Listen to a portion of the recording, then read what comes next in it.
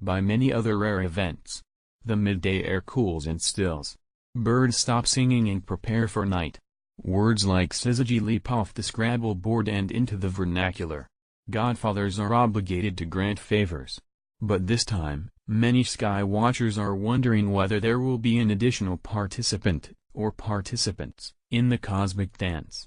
Will the shadow of the eclipse fall on tropical activity in the Atlantic Ocean?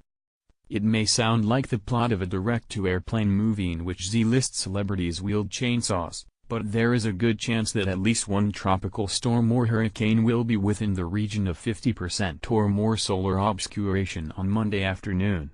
Should this occur, it would be the first time an Atlantic tropical system has coincided with a total eclipse since the beginning of regular weather satellite imagery in 1966. That fact foremost speaks to the true rarity of total eclipses. Over the past 50 years, just 5 total solar eclipses have crossed the Atlantic during the June to November hurricane season, and the tropics have been inactive during all 5 events.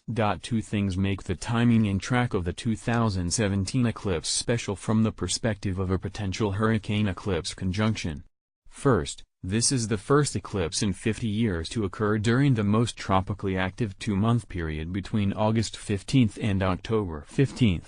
Second, after leaving the U.S., the path of totality will cross from the Carolinas south and east into the main development region of the eastern Atlantic, prime territory for tropical cyclones in late August. So, the odds of an eclipse are better than average in 2017, but are they ever in our favor?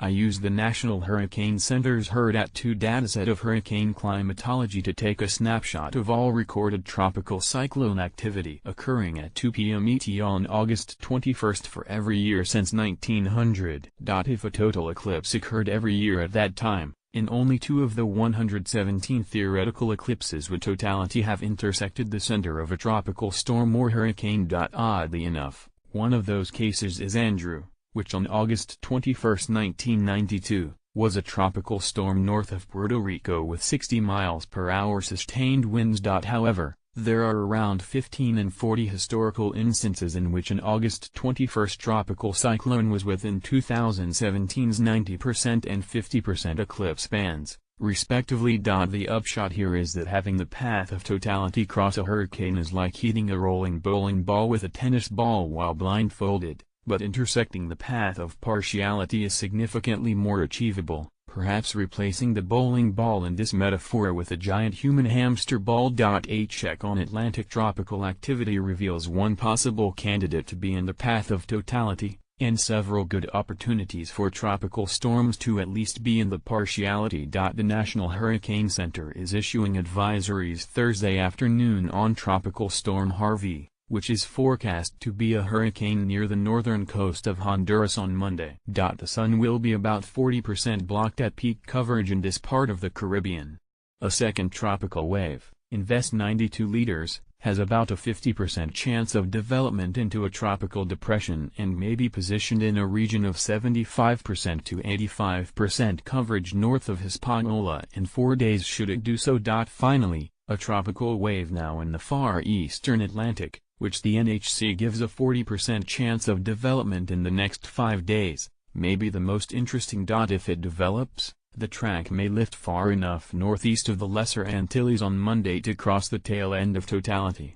The outlook for this system is the most uncertain, but it is also the best chance for a total eclipse and tropical cyclone to coincide. There is no word on if Taco Bell plans to give a free Doritos Locos Taco to every man, woman, and child in America should that occur, but it would certainly be a nice gesture if they did. If you're wondering about the potential effects of the eclipse on the tropical storm, don't look for any major impacts. Hurricanes are fueled by the warmth of the ocean, and a few hours of dimmer sunlight won't change sea surface temperatures noticeably.